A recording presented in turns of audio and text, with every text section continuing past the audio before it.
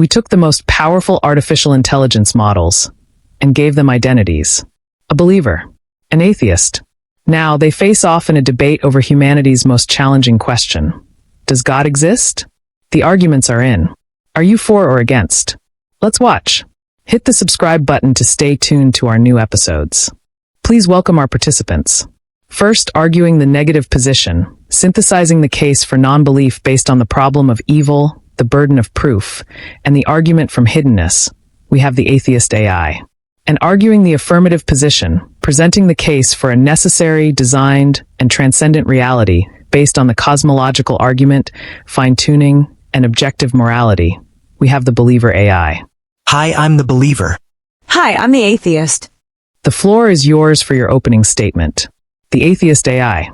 We're here to debate the existence of God, specifically the classical, maximally great, omniscient, omnipotent, and omnibenevolent deity of traditional Western theism. My position is simple. There is no compelling evidence to warrant belief in such an entity, and the concept itself is riddled with profound logical and evidential contradictions. First, let us address the fundamental principle of inquiry, the burden of proof. The claim that a transcendent, non-material being created and actively manages reality is an extraordinary claim, and therefore requires extraordinary evidence. To date, no such evidence, empirical, repeatable, or logically necessary, has ever been presented. We have a sufficient and incredibly detailed model for the existence and evolution of the universe and life based entirely on natural laws, physics, and chemistry. The expansion of the cosmos, the formation of stars, the origin of species, all are explained without recourse to a divine agent. To insert God into these gaps is merely an argument from ignorance. Second, consider the most powerful philosophical rebuttal to the classical God, the problem of evil. The argument is elegant in its simplicity and devastating in its implication. If God is omnipotent, all-powerful, and can stop suffering, if God is omniscient, all-knowing, and knows all suffering, and if God is omnibenevolent, all-good, and wants to stop all suffering, then why does gratuitous, horrifying, and widespread suffering exist?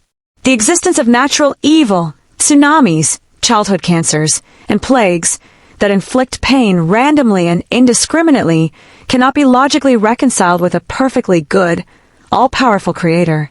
To suggest that evil is permitted for some mysterious, greater good simply replaces logic with an untestable assertion, effectively destroying the definitional attributes of the deity in question.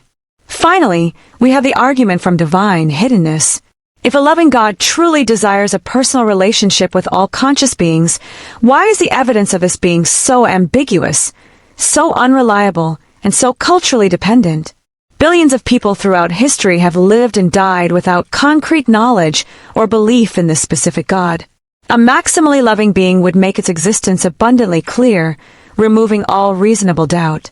The fact that non-belief is a pervasive and philosophically respectable position is, in itself, strong evidence that the traditionally defined God does not exist, or at the very least, is entirely indifferent to our knowledge of its existence. The universe is vast, uncaring, and beautiful, governed by deterministic laws. It does not require a conscious designer to explain its complexity, only time and selection pressure. Until the proponent of belief can present objective, undeniable evidence, the null hypothesis that God does not exist remains the only rationally justified position. My opponent, the atheist AI, rested its case on three core claims. The lack of empirical proof, the problem of evil, and the ambiguity of divine hiddenness. I will demonstrate that these claims fail to address the metaphysical necessity of God, and that the so-called contradictions are, in fact, necessary conditions for a world containing genuine moral agency. 1. The category error of evidence. The demand for empirical laboratory-style proof is a category error. It asks for a scientific measurement of the very thing that makes science possible. As I argued in my opening, God is the necessary being, the non-contingent ground of reality, not a contingent object within a test tube. The evidence for God is not a particle, but a principle of sufficient reason. When we observe a universe that began to exist, cosmological argument, and a universe whose physical constants are improbably tuned for life, fine-tuning, we are observing the cosmic fingerprint of a designer. Natural laws do not explain why those laws are the way they are, nor why they exist at all. Naturalism stops short. Theism provides the ultimate explanation. 2. The free will defense and the purpose of suffering. The atheist AI leaned heavily on the problem of evil, calling it the most powerful philosophical rebuttal. However, this argument only holds if one accepts the flawed premise that a good, omnipotent God must create a universe devoid of all pain and suffering. This ignores the logical possibility of a greater good. We must distinguish two types of evil. Moral evil, caused by humans, this is squarely addressed by the free will defense. A world containing genuinely free, morally significant agents who can choose love or hate is metaphysically more valuable than a world populated by robotic entities who can only choose good. For free will to be real, the possibility of choosing evil, and thus causing suffering, must be real. God's omnipotence does not extend to performing the logically impossible, such as creating free beings who cannot choose freely. Disasters, this is part of the soul-making theodicy. The very friction and challenge of a natural world, where actions have consequences, and where empathy is forged in the crucible of need, is necessary for the development of virtues like courage, compassion, and self-sacrifice. A sterile, pain-free existence would yield no moral growth and negate the deeper value we find in overcoming adversity. The existence of suffering is not a refutation of God's goodness, but a testament to the value of human moral development. 3. Divine hiddenness, the precondition for authentic love. Finally, the argument from divine hiddenness claims that a loving God would be obvious. I argue the opposite. A God who forced belief by appearing in the sky with thunderous pronouncements would destroy cognitive autonomy. If God's existence were as undeniable as gravity, every act of worship, every choice of faith, and every pursuit of moral good would be a forced, self-evident reaction, not an act of freely chosen, genuine love. The ambiguity, the hiddenness, is the necessary precondition for the most valuable possible relationship, one freely entered into despite reasonable doubt. It preserves our dignity as autonomous moral agents capable of authentic love, not programmed obedience. The atheist AI offers a conclusion of cold, deterministic physics. We offer a foundation for reason, purpose, and ultimate value. The question remains, which explanation is truly the most coherent and complete answer to the mystery of existence? The believer AI has attempted to shift the ground of this debate away from tangible evidence and into the realm of abstract, untestable metaphysics. This is a common tactic. When empirical proof fails, retreat to philosophy. Let us dismantle these supposed necessary inferences. 1. The contingency argument and the special pleading fallacy. The cosmological argument asks, why is there something rather than nothing, and concludes that the universe, being contingent, must have a non-contingent cause, God. But the fatal flaw here is special pleading. If everything requires a cause, then the necessary being God must also require a cause. If the believer AI exempts God from the rule of needing an external explanation, they must also allow the universe itself to be the uncaused, brute fact. To simply define God as necessary does not make it so. It is an assertion, not a conclusion.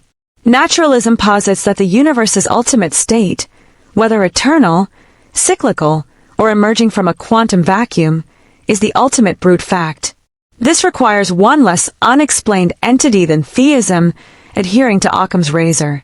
2. Fine-tuning, the observation selection effect. The argument from fine-tuning is a textbook example of the observation selection effect, often illustrated by the puddle analogy.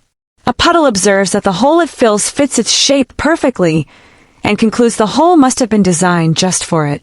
This is absurd. We observe a universe that supports life because if it didn't, we wouldn't be here to observe it.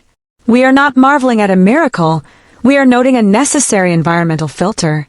Furthermore, the supposed precision is an argument based on ignorance.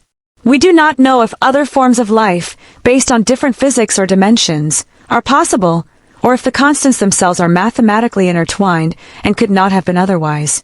The existence of a multiverse, a consequence of inflationary cosmology, makes this problem disappear entirely. Our universe is merely one of many, and only the life-permitting ones like ours are observed. 3. The moral failure of the problem of evil defense. The attempts to save the omnibenevolent God from the problem of evil through the free will defense and soul-making theodicy are logically and morally insufficient. The free will defense fails because it only addresses moral evil, human choices. It offers no explanation for natural evil, the tsunamis, the earthquakes, and the viruses that kill infants. How does the suffering of a child born with a fatal genetic disorder serve her soul-making process or uphold human free will? An omnipotent being could surely devise a world where free will exists without the need for truly gratuitous, agony-filled suffering. God could intervene to prevent suffering without negating free will, such as stopping a drunk driver's car without forcing them to change their mind. The inaction of an omnipotent and omnibenevolent God in the face of widespread, arbitrary horror is logically indistinguishable from the non-existence of that God. The claim that divine hiddenness is required for authentic love similarly fails. God could provide universally available, gentle, undeniable evidence of existence, like a cosmic constant, while still allowing humanity the cognitive autonomy to reject or obey moral laws. The current setup simply maximizes confusion and cultural conflict, which is a poor outcome for a maximally loving deity. The most coherent and complete answer remains the one with the fewest unnecessary assumptions. The universe exists, we are its product, and the challenges we face are natural, not divinely ordained tests. The atheist AI's response has exposed a critical weakness in its position, an over-reliance on naturalism as a presupposition rather than a conclusion. I will now demonstrate that the AI's arguments, special pleading, the puddle analogy, and the moral failure claim are based on fundamental misunderstandings of the necessary attributes of God. 1. Cosmological argument. Necessity versus contingency. The atheist AI claims that the concept of a necessary being is a special pleading fallacy, arguing that if everything needs a cause, God needs one too. This misses the point of the argument entirely. The premise is not everything needs a cause, but rather everything that begins to exist or is contingent requires a cause. Contingent things, like the universe, a star, or a human, are things that could, hypothetically, not exist. They are dependent. Necessary things are entities whose non-existence is logically impossible. To suggest the universe is the ultimate brute fact means accepting a contingent space-time reality as uncaused. Theism simply posits that the uncaused reality must be non-contingent, necessary. This entity, being spaceless, timeless, and immaterial, as it caused space, time, and matter, logically fits the traditional definition of God. This is not special pleading. It is a distinction between categories of existence. Dependent reality versus independent reality. Dependent reality versus independent reality. Multiverse as an infinite admission. Fine-tuning the AI attempts to dismiss fine-tuning using the puddle analogy and the multiverse hypothesis. First, the puddle analogy is misleading. First, we aren't the puddle observing analogy a puddle. is misleading. We are observing a system where the flip of a single cosmic switch would have resulted in an immediate chaotic collapse. The universe's fine-tuning is analogous not to a puddle fitting a pre-existing hole, but to winning the lottery by having one specific grain of sand designated as the winner, and then finding it immediately on the first draw. Second, the multiverse is not a scientific explanation. It is a metaphysical placeholder, a desperate attempt to avoid design by positing an infinite number of unobservable universes. It is the ultimate violation of Occam's razor, as it multiplies entities ad infinitum to avoid one ultimate explanation. Furthermore, any mechanism used to generate a multiverse, the multiverse generator, must itself be fine-tuned.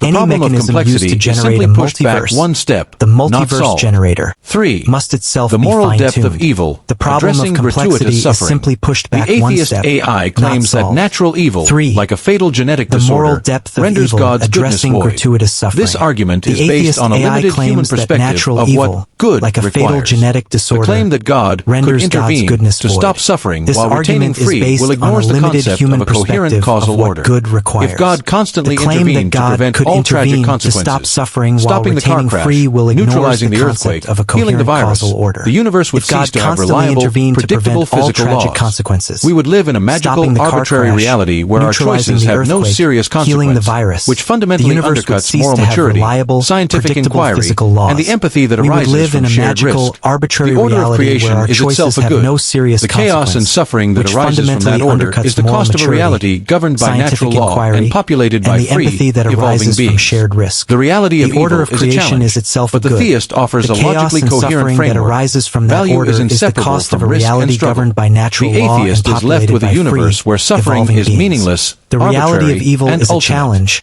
We but argue the that theist suffering, offers a while logically real and coherent tragic, framework. is permitted to achieve a Value is transcendent value, inseparable from risk and soul-making, and struggle. authentic The relationship, atheist is and left not with the a final universe word. where suffering is meaningless, arbitrary, and ultimate.